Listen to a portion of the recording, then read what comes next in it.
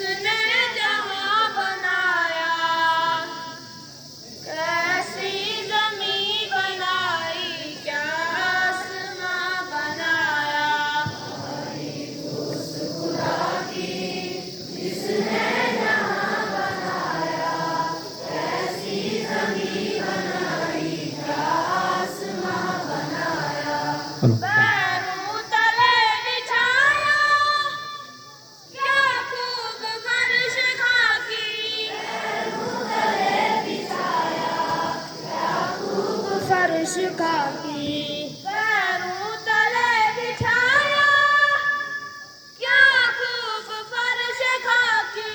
पैरों तले बिछाया, क्या खूब फर्श खाकी। और सर पे लाज वर्दी एक साहिबा बनाया। तारीफ उस खुदा की जिसने जहां बनाया। तारीफ उस खुदा की जिसने जहां बनाया। ऐसी ज़मीं बनाई, क्या आसमां बनाया। मिट्टी से बैल बूटे क्या खुशनुमा उगाए। मिट्टी से बैल बूटे क्या खुशनुमा उगाए। मिट्टी से बैल बूटे क्या खुशनुमा उगाए। मिट्टी से बैल बूटे क्या खुशनुमा उगाए। रहना के सब्ज खल्लात उनको जहां बनाया। तारीफ उस खुदा की जिसने जहां बनाया। तारीफ उस खुदा की जिसने जहां बनाया। ऐसी ज़मीं बनाई, क्या आसमां बनाया।